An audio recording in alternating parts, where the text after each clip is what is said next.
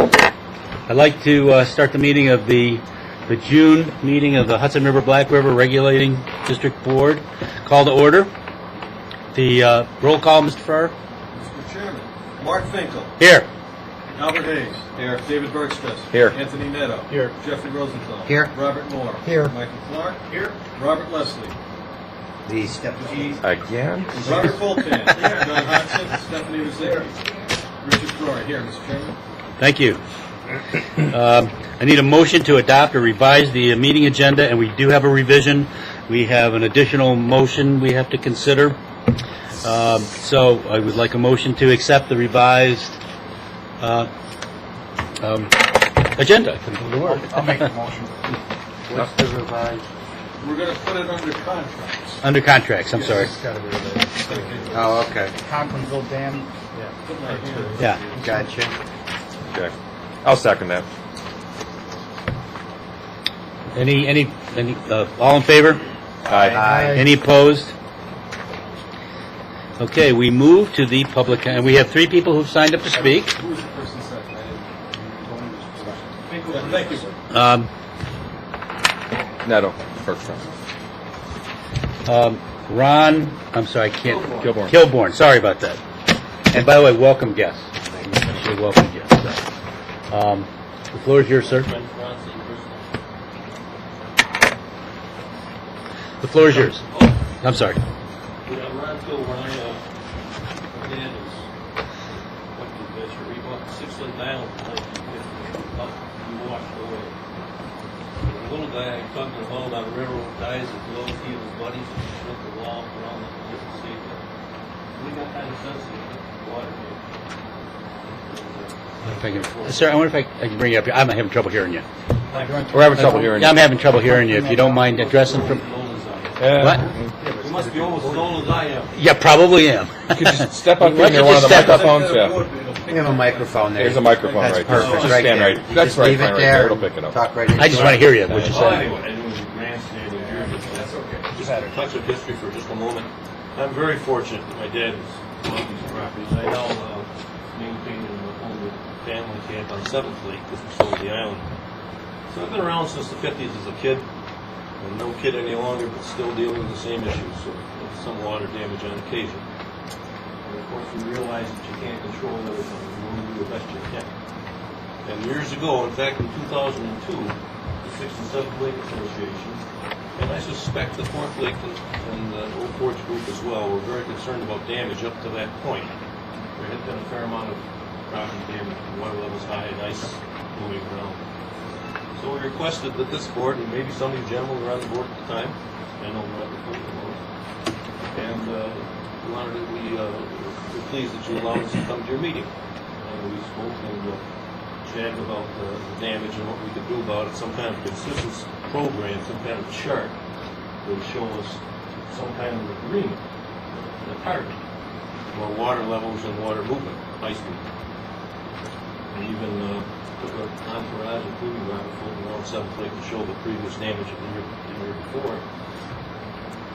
And it was very successful. And so we do have these charts. I've got one that's a little different than the other. I thought it was a very early chart, but Robert Fulton said, no, it's fairly current. And it's very similar to, I can't show everybody everything here, but you recognize these. Yes. So it identifies water levels at different times of the year and attempts to get to that target. And I think you've done a pretty good job, and I haven't seen any damage in quite a while. Some people may have. But I was a little concerned about the wording in the paper, and I thought maybe we were kind of sliding away from that concept. One was a word that's called ambiguous. I thought it was ambiguous. It was a gentleman's agreement about water levels and ice out and so on and so forth. I didn't care for that term, and I thought maybe I better find out what's going on.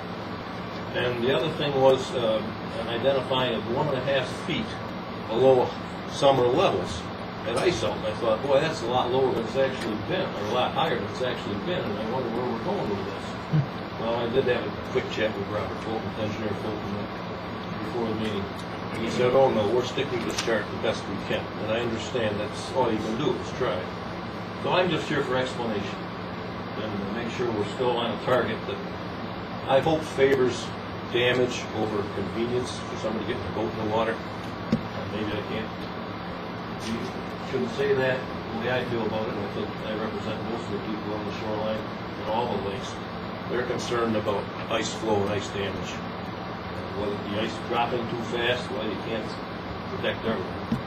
Or ice coming up too high and sliding around the wind. Those are things that are very concerning and very expensive to us. So that's all I had to say. I just want to make sure we're on the right track.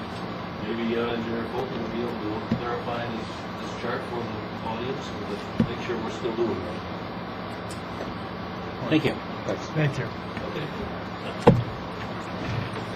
Can you add any? Yeah, would you please?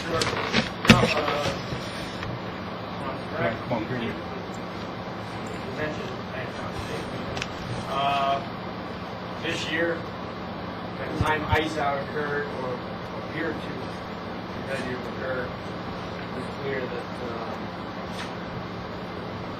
rainfall deficit might affect the implication of present zone. So we did keep a little bit more water in than we typically do, but practice typically is to follow the curve that we have posted to maintain at least a couple of feet below normal summer elevation until that ice is melted and bring it up the rest of the way.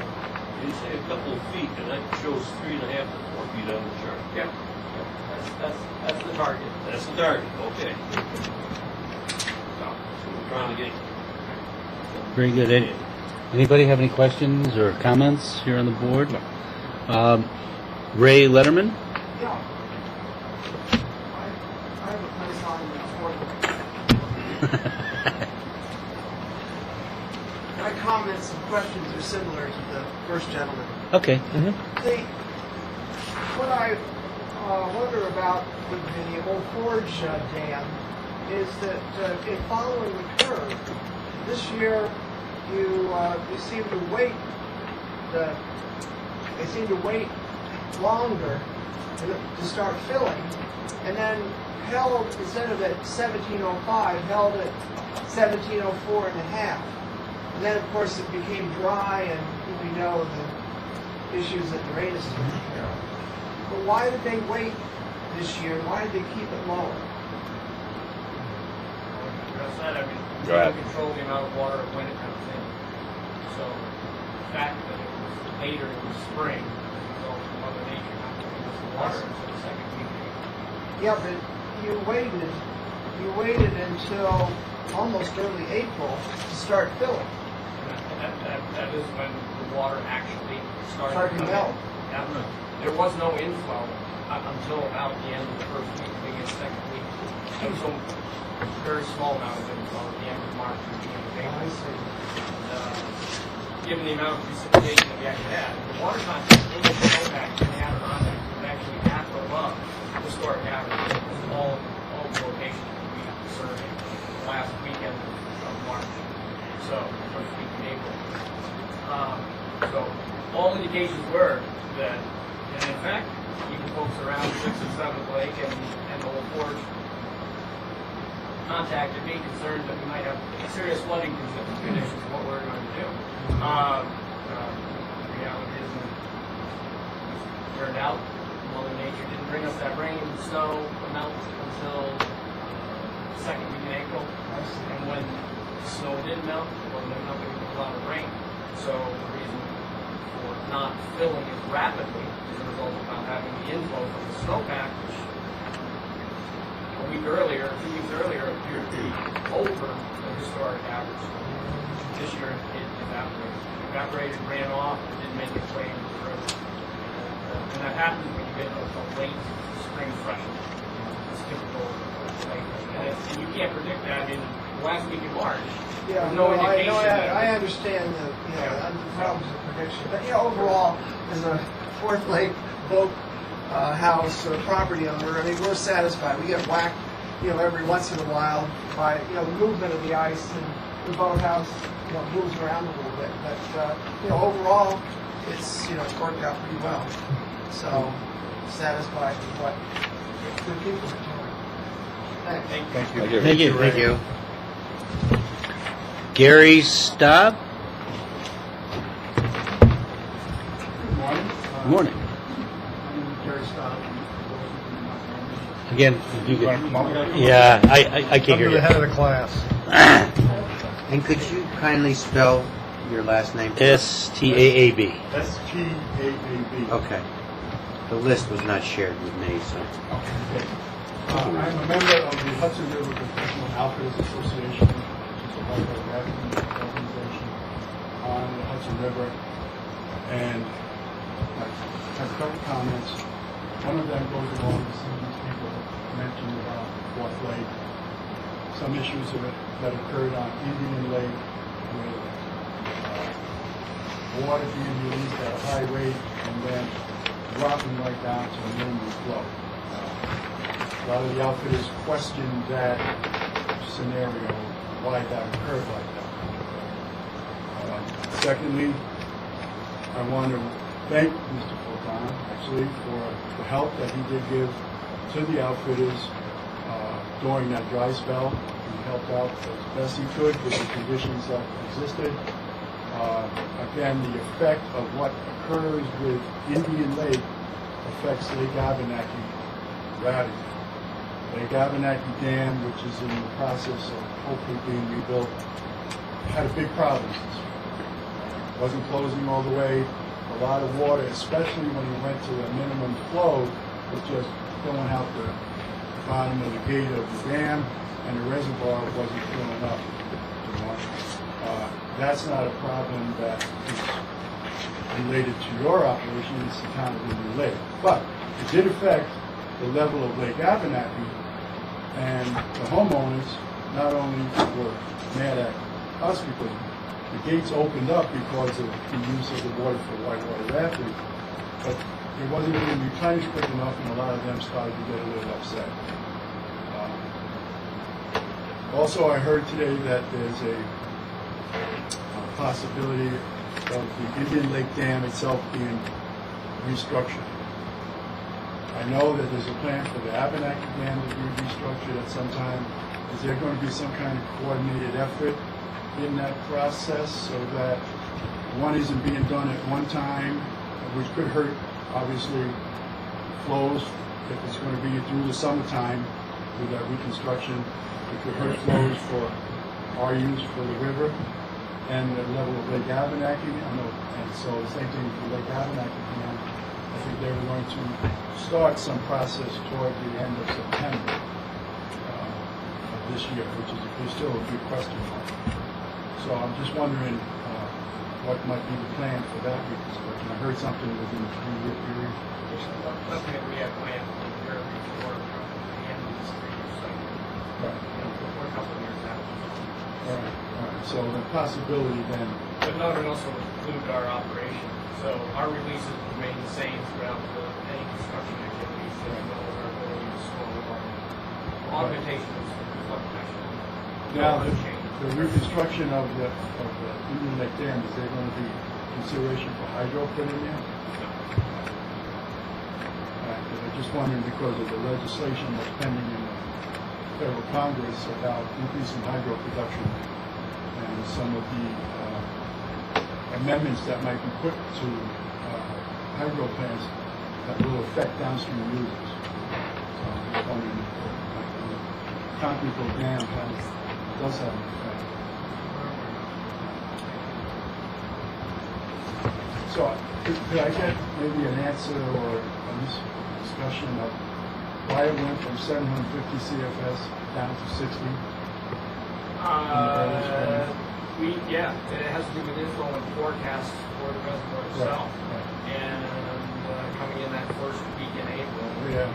we had more than sufficient snowpack again at the Indian Lake. So coming into that week scenario that was cold and flooding, hoping and we'll start to release some extra water now based on the volume that I anticipated coming in through the filling process.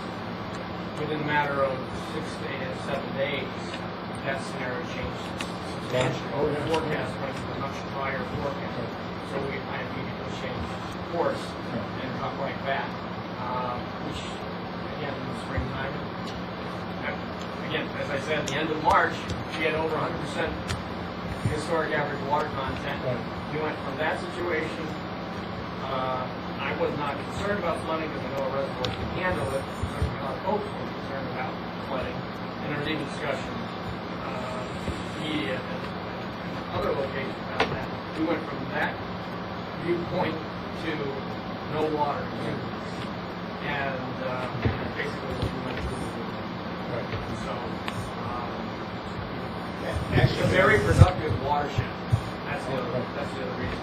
And having that history, knowing how productive those mountains so close to that 130 some odd square miles at that time, it's very prudent to get rid of that water in anticipation of the rest of the snow. It turned out, in 6 days after making that decision, the forecast changed substantially. The long-range forecast, 6 to 10 days, and even the month forecast changed dramatically. Warmer temperatures and no precipitation. So a recalculation of what we needed to refill showed that we should back off. Well, I knew that from previous times, having a conversation with you, but there's a lot of other outfits that were like, so radical of a change. And then the conditions of not raining obviously affected it. But now everybody seems to have forgotten that.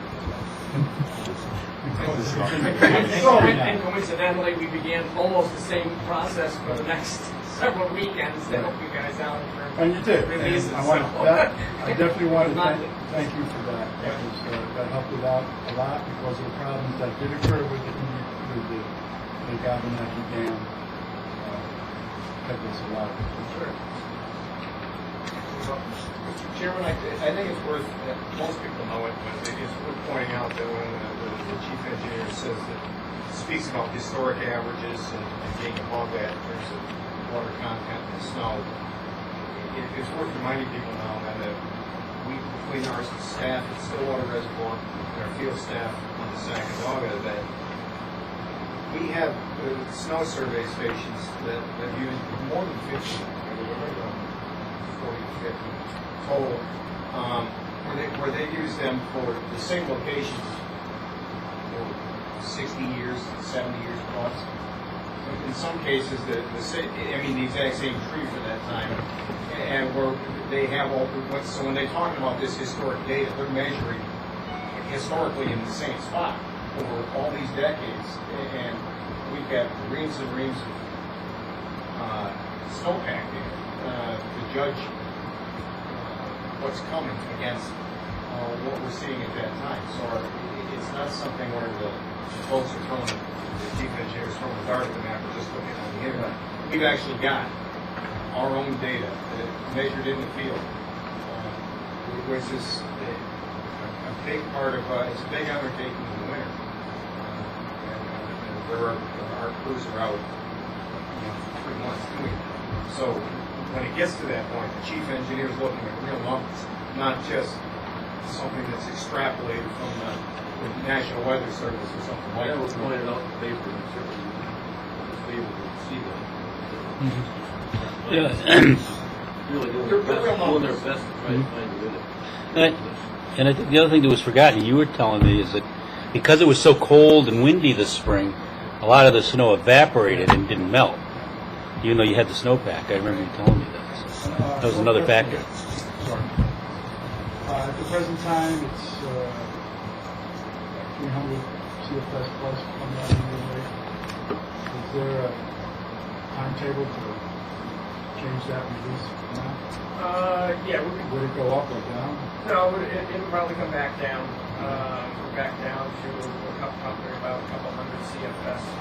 And maintain that So throughout basically, the summer. yeah. Or whatever, again, based on rainfall that we're going Right. to receive today or yesterday, and adjusted as needed to target. Right. Are you at target elevation now? I'm sorry. Are you at target elevation now? We're slightly above it. Slightly above it. Yeah, All right. I refilled it to the spillway press, increased the release, and backed off releases since the inflow has dropped off. And I adjust that periodically to target the next point on our elevation target curve. And make a gradual transition to that next stage. So with quote unquote normal rain incidents, Right. the release will probably stay about maybe. Well, at 70. least, I'm guessing, over 100, 130, 150 CFS probably the minimum, based on the volume of water just in the reservoir itself. Right, right. Any additional inflow that we We'll get increase from that. the rainstorm will also have to be released, and from time to time require us to increase such items.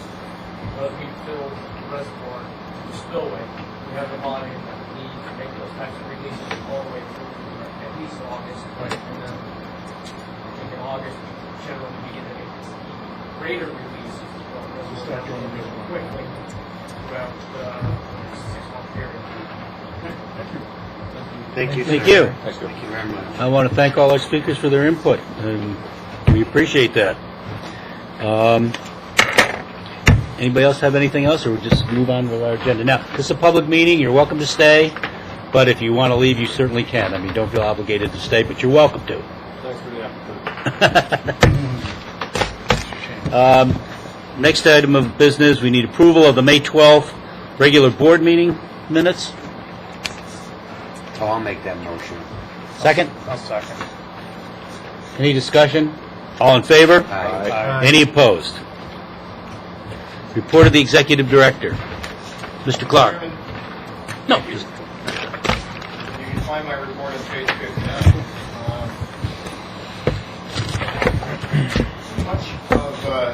Much of the last 30 days since the last meeting, my time has been spent working with the chief engineer and also the folks from New York State Environmental Facilities Corporation in preparing to prepare an application for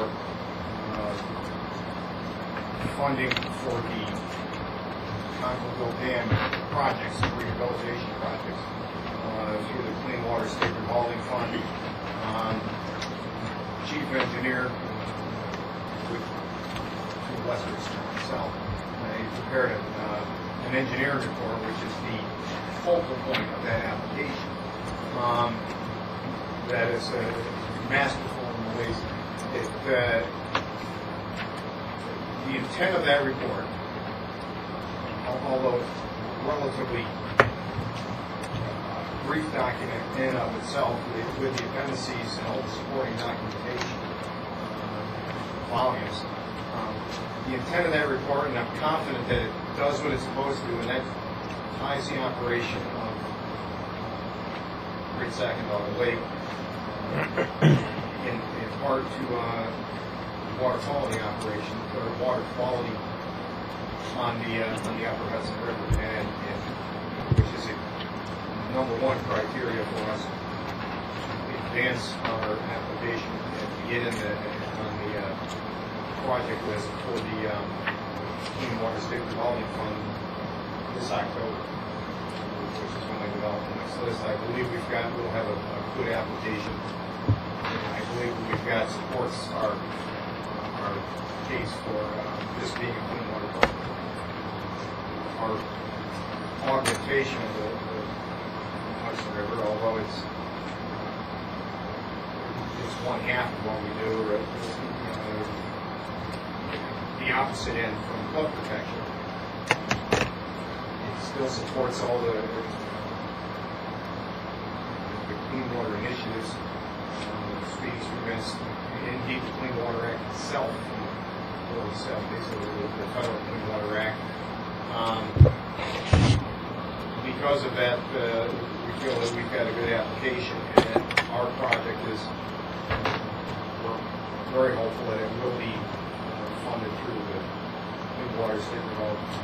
And the benefit to that is that essentially we would be bonded for that project at a considerably, hopefully considerably lower interest rate than we would otherwise if we went out on our own. So that, at this point, the EFC has that draft, and they're going to advance that to this committee. And beyond that, when they get back, we expect to be in contact very soon, and then to see further. However, the majority of what regulating district has to supply, we have done. And again, I compliment the chief engineer for work for preparation of that report. That's what we need. That is the, Are the closing costs involved with this a lot less than like regular bonding? yeah, they are. And what's different about this, Well, if we're right. going this route, assuming that we're able to go this route, the way that the state revolving fund works is that those bonds wouldn't actually be closed upon until the project. The state, Oh, state okay. revolving fund Oh, wow. will actually, essentially, similar to when if you were going to build a new house, would issue either zero interest or very low interest short-term funding to build a project, to perform the construction, to do the work, and then when that work is substantially complete or finally closed out, I don't remember which it is, some nuance there. Complete. So then they will in turn evolve the bond and fund it that way. So it is a little bit different than what we would do if we were going to bonding our home, where you would need that money up front, and that would be done in advance of the project being. Right. Yeah, that's an additional savings, of course. Probably. It's a huge savings. Huge savings. Any questions or comments for Mr. Clark? We move on to contracts. First one is a resolution to approve the insurance premium for July 2015. Mr. Ferrara. Mr. Chairman, I just received that number last night, and on page, actually, 81 is, 61 is the resolution. There's no figure in there. Right. The figure is $191,992.99. Is that for 3 years or 1 year? No. Who knows? That is up approximately, looks like about less than 2.8% from last year. The lion's share of actually the increases across all of the areas of insurance. General liability and is probably the biggest increase. But just to go back, we awarded Cool Insuring the Regulating District's insurance program last year, and we gave them basically to do insuring through, if we go with all three options, through 2018, which would be the end of this cycle. So this is going to work out nicely for us in terms of that having to go out to bid again. So this is for the policy that begins July 1st, 2015 and ends June 30th, 2016. And no new coverages, and added a vehicle, removed the vehicle. That was about the activity. Okay. So this motion will be to approve next year's liability insurance. Correct. And an option for them to. That's already from last year. So Okay. they have options already. Okay. So I'll make that motion. For 191,992. Do you have a second? 191,992.99. Mr. Burks first. I'll second. Mr. Neto. Any further discussion? Gotta have it. If I not, have some discussion. okay. With regard to the options, is the suggestion or the implication that no bidding will occur next year? No. That Correct. correct? Correct. If we were to go out, the type of insurance the type of coverage that the district requires, if we were to go out every year and solicit, it would cost us more money than anything we would ever say. There are just not enough underwriters out there. And in fact, in the last 3 solicitations, we've never had more than 2 responses. It is what it is. Are there opportunities to pool our resources? Like self-insured? Yeah. pool our resources with similarly situated entities? Have they Power been, authority? I mean, I don't know. Or the canal? Have those I options mean, I was been just wondering. explored? again, and I can certainly look into that, but I would be surprised, maybe not shocked, if they were not using the exact same underwriters that we're using. So, we can look at that. But my feeling is that the 3 or 4 criterion, I mean, there's only 4 companies on the commercial side that even insure any dam structures at all. So the rate is the rate based on assessed valuation and you know, how the actuary is done for insurance. So we can certainly look at that. And probably the Power Authority is where we could start. Any further discussion? If not, all in favor, say aye. Aye.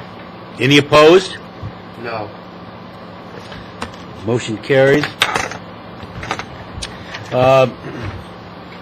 Second contract. Resolution to approve the USGS agreement for July 1st, 2015. Do we have a motion? I'll make that motion. Second? I'll second. Mr. Fulton, sorry. A memorandum was included in your package in April. Staff recommends to eliminate 2 age stations from our network. And concurred with that recommendation.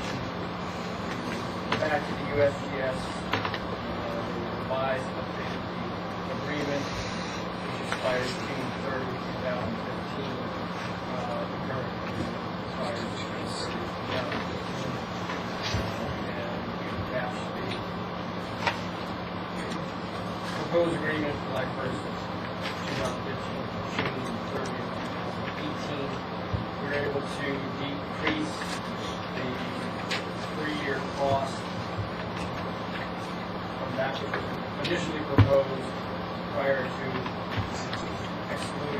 removing those 2 gauges by an amount of $50,388 in a 3-year period.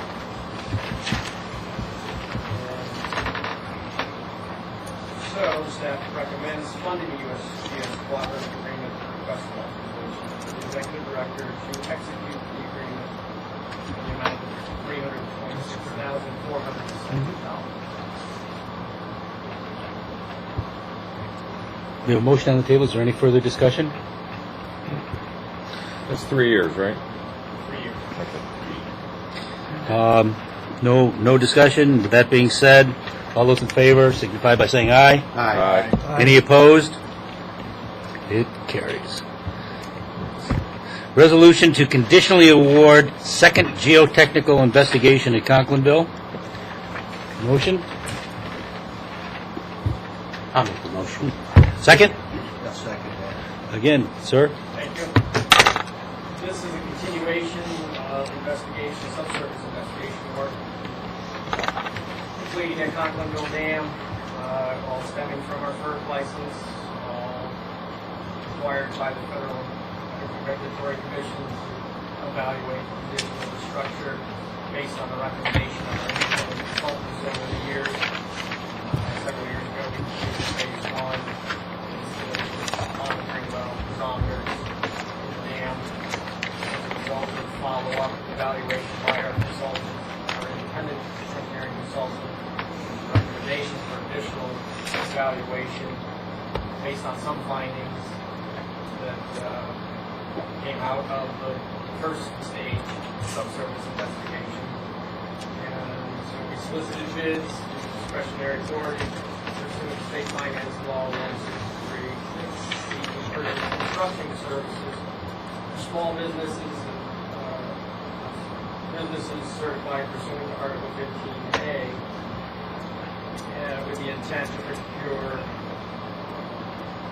services from either certified minority or business. We have estimated the total project cost of the project at $89,000. And the memo includes a summary of the evaluation, bids received, short. We had 63 some odd firms review these documents, and had only one bid. That was a certified WB Aztec Technology. Their bid came in at $90,352.50. And as we reviewed Aztec Technology's bid, the meet requirements for submission of bid and demonstrated the qualifications necessary to complete the work.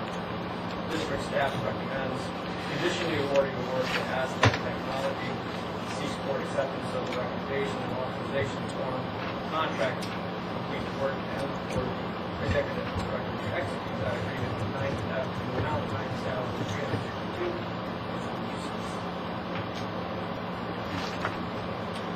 $90,352. Any further discussion, comments? Is there any reason why we're only receiving one bid for when we put these out? Location? Location is part of it. Okay. There are some subsurface in this particular field. We're aware of at least 4 or 5 state-certified MWP firms with experience in subsurface investigation. Several of them are downstate, south, and out of state, and I think that's part of it. Okay. This particular project requires a certain drilling technique also, which not every firm possesses the equipment or the expertise. Capable. The firm that completed our work at Indian Lake,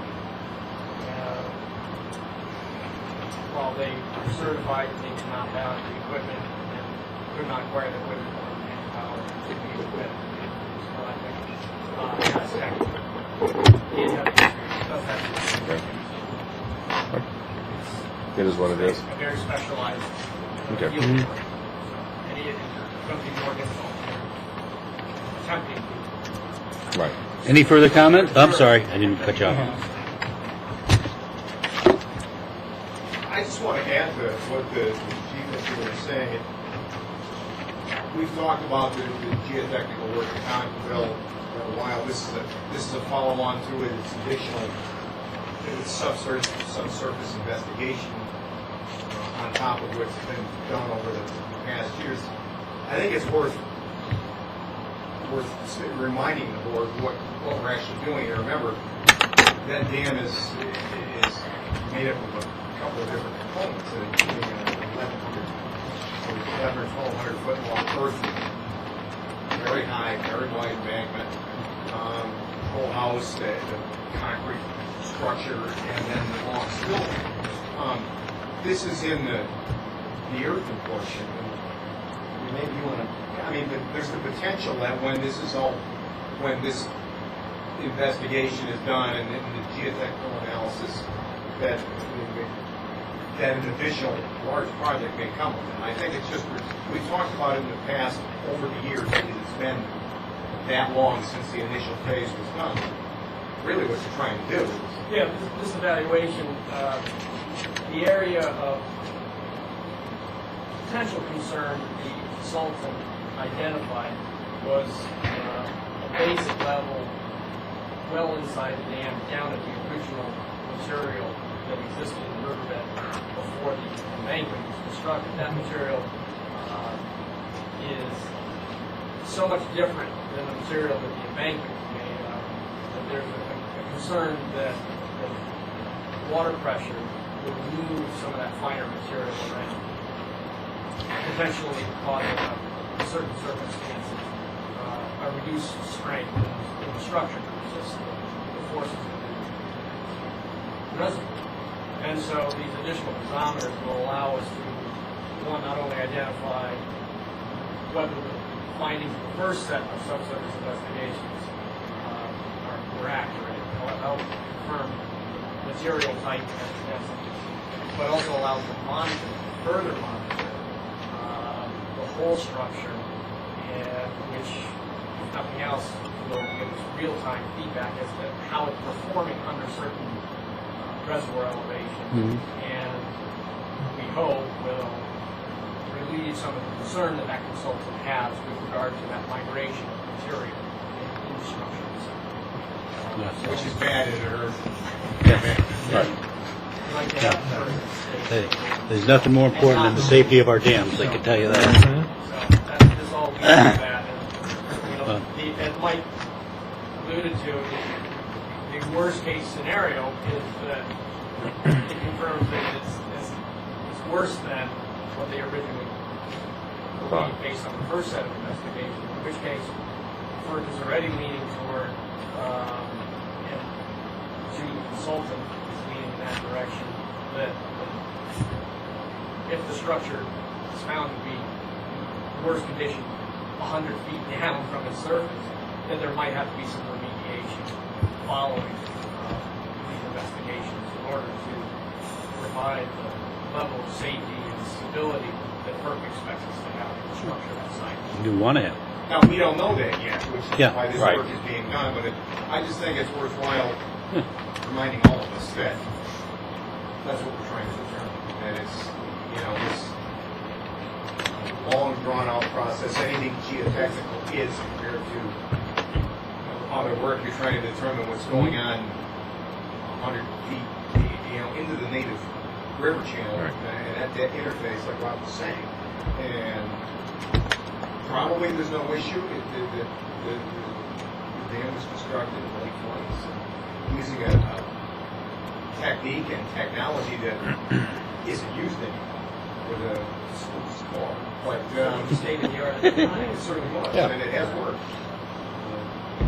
But ultimately, there's the potential anyway. And I just wanted to point out that it could result in a significant capital project in years to come. Nothing moves rapidly at the federal level. I think everybody knows that. But when I say years to come, we don't know yet. Once this work is done, the monitoring is going to take place over time, and the additional analysis will be ongoing until there's a very clear picture of what's going on. And then, at that point, at some point in the future, there will be a determination made. Is it rock solid and performing as it should, and there's no migration of fines under certain water level conditions, or does it need something more significant in terms of a kind of real capital project to stop that? We don't know yet. That's the purpose of this add-on geotechnical. Okay, any other questions or comments? Nope. All in favor of the resolution? Aye. Any opposed? Now we have a fourth contract that we've added. I just had it. What it was called? Yeah. I had it right here, and now I just lost it. Too much paper. Yeah, it's a Conklindale Dam, third part 12 independent consultant safety inspection contract. And we did have Lee Wooten of GBI Consultants in December 18th, 2014. His initial inspection at that time, and only a day or two before, we had some additional snow cover which blanketed the embankment. Mr. Wooten, we felt that that wasn't going to impede his observations. Debatable whether or not it actually enhances it if you're looking for wet spots or water seeping through a dam. Because the snow will be melted and it will stand out. That being the case, it's a matter of opinion. And the FERC representative who was on site on that day informed us that Mr. Wooten would need to come back and complete a follow-up inspection. Because there was some snow on the ground. So Mr. Wooten came out, and we had a deadline. It was extended to May 1st for the submission of the report. Mr. Wooten came out in April, completed a follow-up inspection, gave us our report, and reported his opinions and findings to the FERC. which is the May 1st deadline. However, we need to cover this group's costs, and they were consistent with the hours and rates that we have in the existing contract.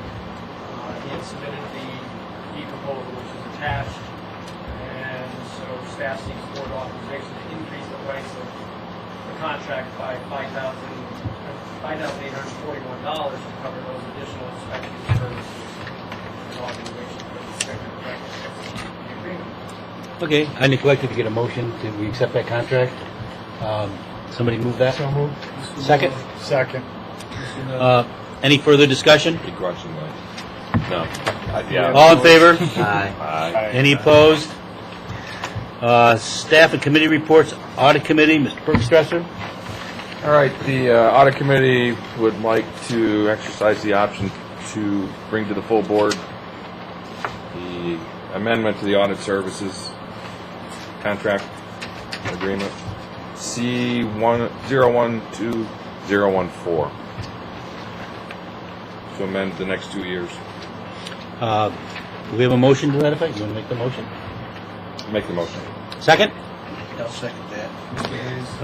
Any further discussion? All in favor? Aye. Aye. Any opposed? Finance Committee report, Mr. Neto.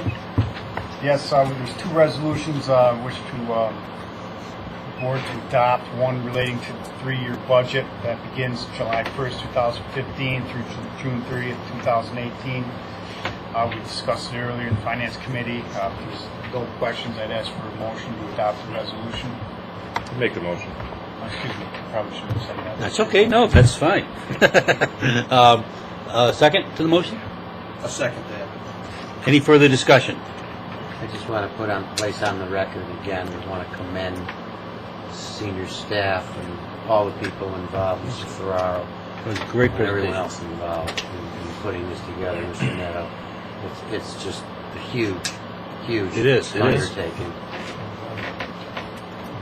All in favor? Aye. Any opposed? Second resolution, sir. Second resolution that I asked the board to adopt is Black River area, Hudson River area state share annual assessments for the period beginning July 1st, 2015 through June 30th, 2016. Motion? As Need to be amended. separate, As or amended. can they all be all I have to just 3 Yeah, separate? they're separate. They're separate resolutions. Okay. Do we have to do each one in, as a line item, or can we adopt them all? We could do all 3 at the same time. They're all assessment resolutions for the 2 areas in the state share. So we're voting on all 3 resolutions. Do we have a motion to that effect? 2 areas. One was amended. Yes. Hold on. Okay, so let's go through. Whoa. Okay, let's do them in now. Let's do each one of them separately. Okay, now. okay. There's no confusion. All right. Very well. Um, So the first one is the Black River area, and that was amended. And that was amended to the 1,150,618. Correct. motion to adopt? I'll make that motion. Mr. Rosen. Second. I'll second. All in Mr. any further discussion? Sorry, trying to move on. I'm sorry. All in favor? Aye. Any opposed? Okay, we need a resolution to accept the Hudson River area assessment. I'll similarly make that motion. Mr. Rosenthal. I'll second that. Mr. Hayes. Any further discussion on that? All in favor? Aye. Any opposed?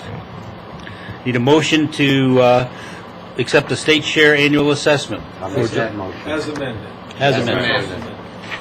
Mr. Rosenthal. Second? I'll second. Mr. Bergstrom. All in favor? Aye. Any opposed? General Counsel report, Mr. Leslie. As requested, I contacted outside counsel regarding the 911 and Captain Naughty suit. Outside counsel and Captain Naughty said they haven't heard anything, and essentially assumed that Somebody fell. this would work. With regard to the 911 suit, I talked to our outside counsel. He says it remains quiet. He's going to reach out to the law firm that he knew, see if he can find out what was coming down the pipe. He did say that the court faces its 6-month report to Congress with respect to its docket. That comes up again in September. So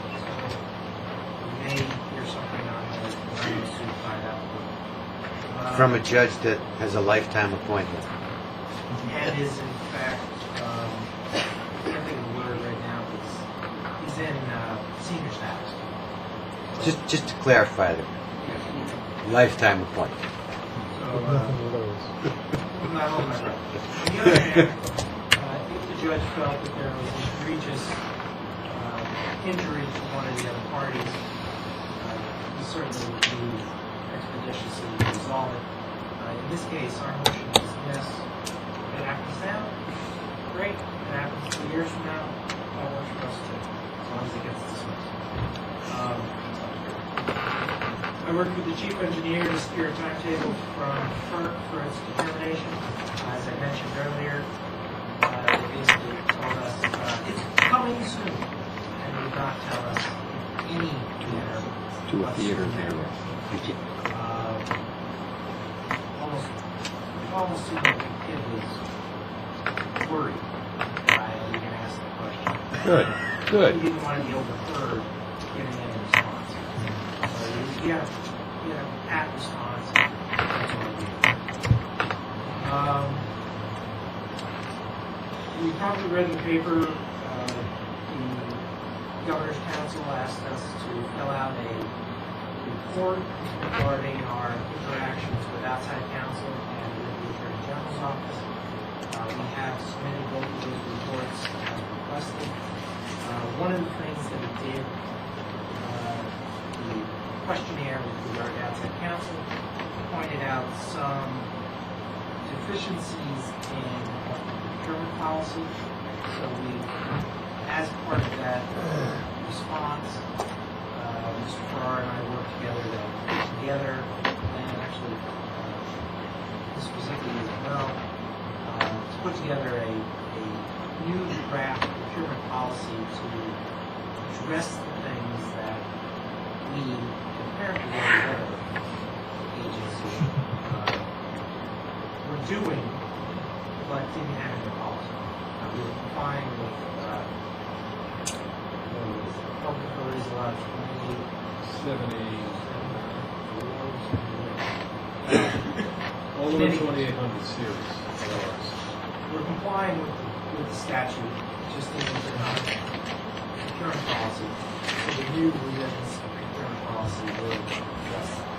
We ought to have that ready for you to take a look at it. That's about it. Any questions? Is this where we want to take up your letter on the issue we talked about last week, the permit issue? We could. One of the matters that I also worked on this month was a draft decision in the sense of Right. appeal. The board has before it that draft decision, which I probably can't recite from memory.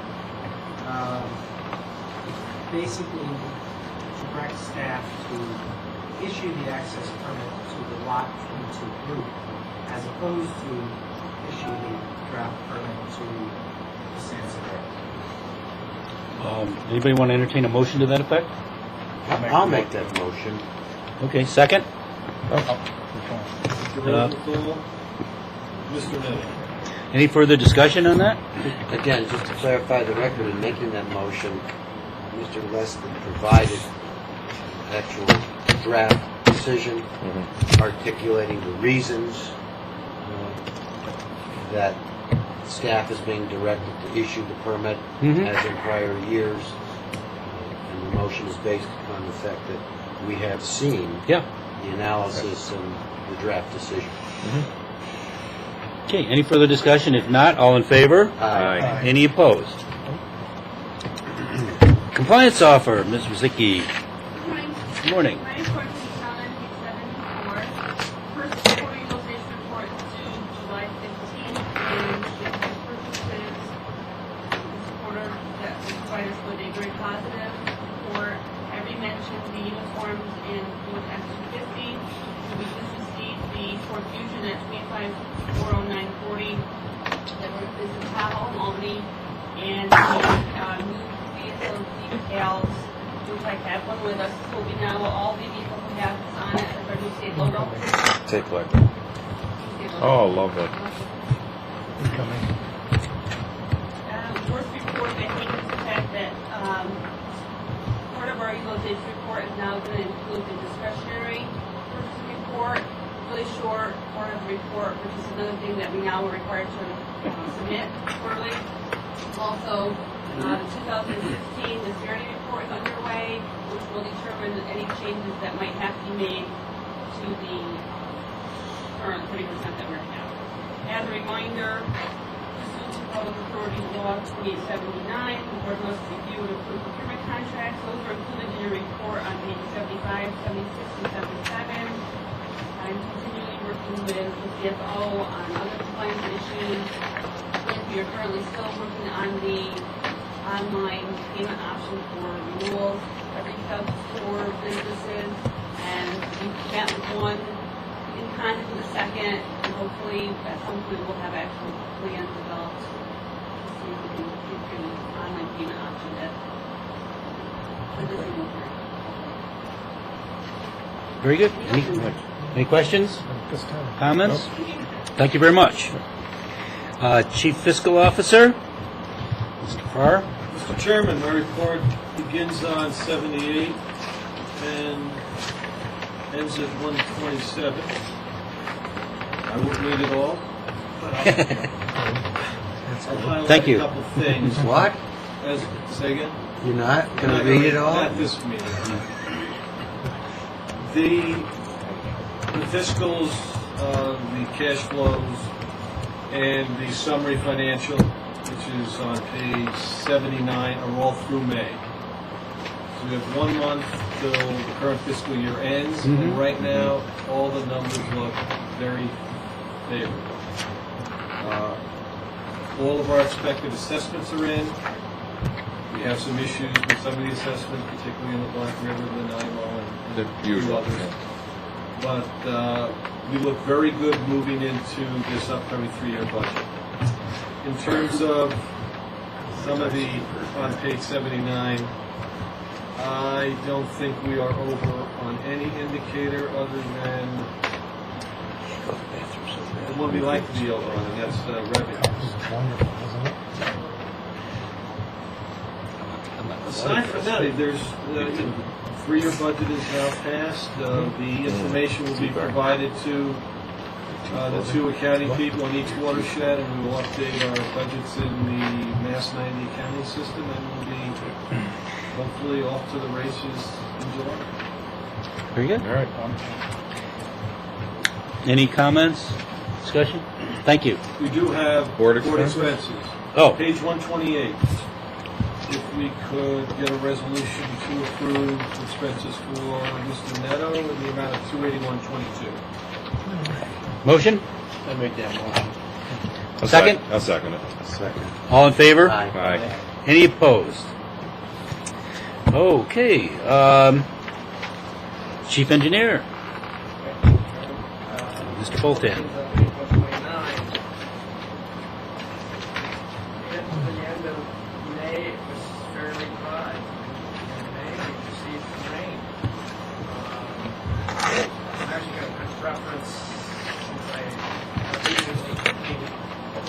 Quarterly report from the governor's office for the month of May. I'm going to give those summary. Some of them are fairly similar, but in any event, our precipitation at the end of May in Indian Lake, Conklin Road, actually above average on the 31st, but for the month, our inflow to Great Saguenay was 33 and 60% of the historic average. So despite receiving an abundance of rain, a couple of cases in May, it was relatively what we get for a few days in May. The inflow was not even close to the average. And similarly, in the Black River area, Stillwater had a 129% historic average freeze at the end of May. And again, similar to Saguenay, Stillwater 44% of the month of May as compared to historic average. And we should note that time to bring Stillwater Reservoir up, our release 15% of historic. Wow. That seems rather low, but we really usually have quite an excess of water by the end of May or throughout May. And so the average release, and I mentioned this before, the average release throughout the entire refilling process at Stillwater tends to be fairly high for the reservoir operating in this fashion.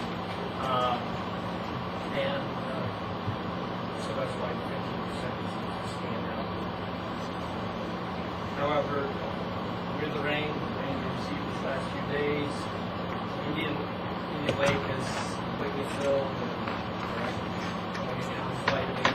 6 lake refilled last Tuesday or Wednesday.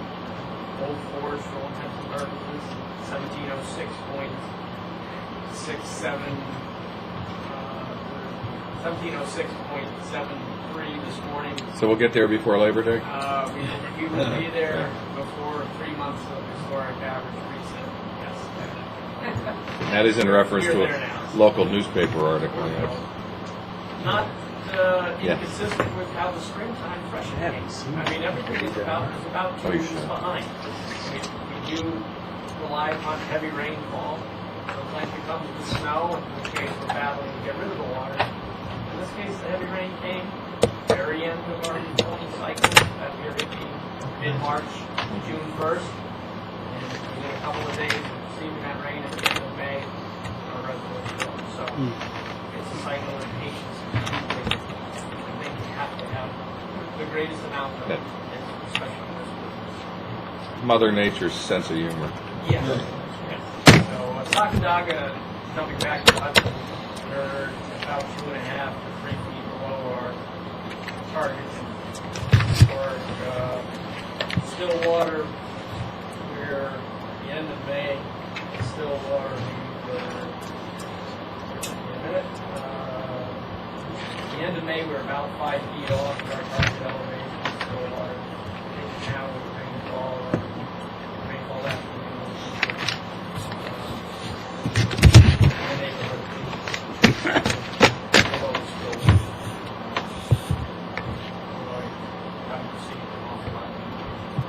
Some folks enjoy having a little bit of each and still slowly moving up. All right.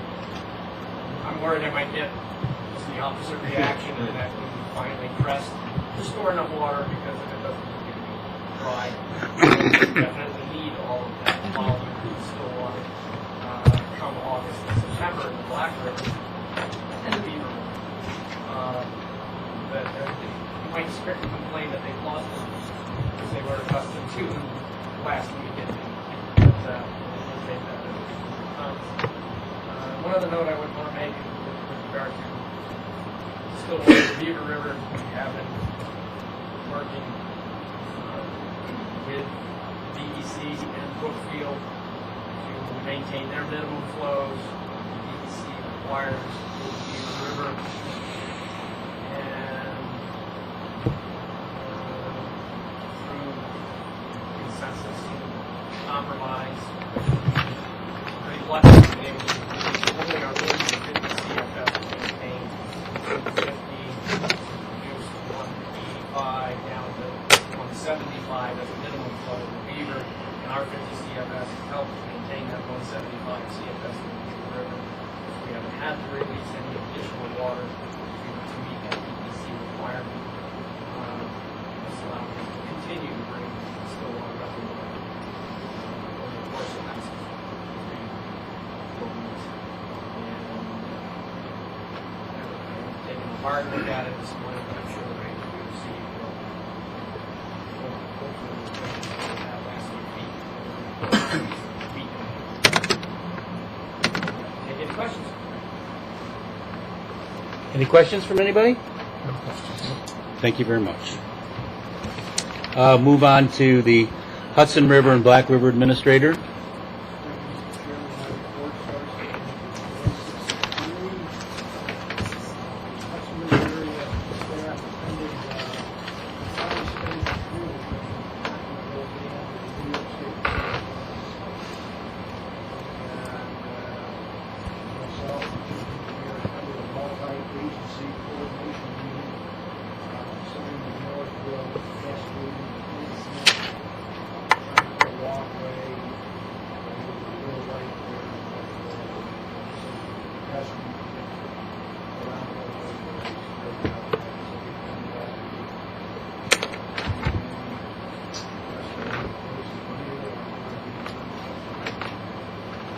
Any questions?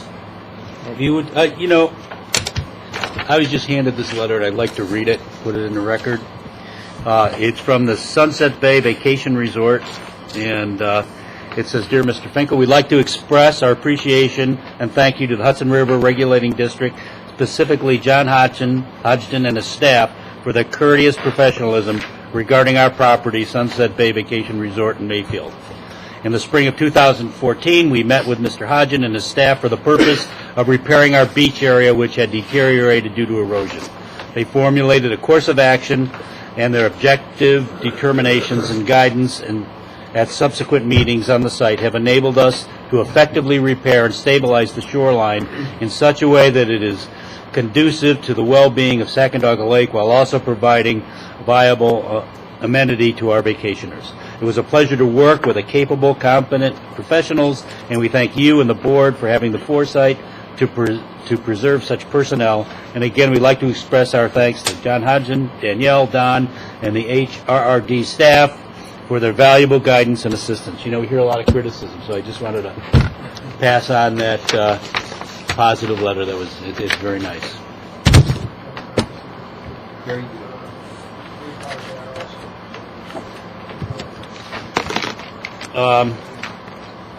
Okay, any other board member questions or comments? We've been here a while. Resolution for the next board meeting, which is, I believe, Northville, right? Yeah, but if I recall, there was a discussion last meeting about what the date was actually going to be. Oh, that's right, you're going to be away. And so is the chief engineer. Okay. Now, we can still hold a meeting that day, as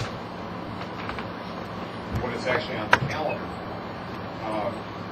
July 14th, Steel Day, for anybody who's wondering. Already who cares? Yeah. But We talked about moving that, I don't know, it doesn't really matter. I would move it to the 24th. I don't know how everybody, is that good for? I can't be there on the 21st. I'll be out of town. Well, remember, we also have no meeting in August. Right. So we could kind of, not to say it couldn't be pushed. It could be held on the 14th of July, or if you folks want to push it. We have a meeting in August, I right? think Why don't we can we move it to August? The second Tuesday in August?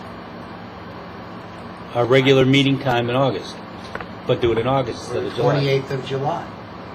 Or 28th of July. No, there are some options without an August meeting. Yeah. Well, we need a motion. Somebody pick something. 28th?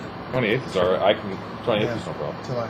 So we move the meeting to the 28th of July in Northville. Do we have a motion to that effect? I'll make that motion. Second? I will second that motion. All in favor? Aye. Any opposed? Motion to adjourn. I'll make that motion. So seconded. All in favor? Aye. Aye.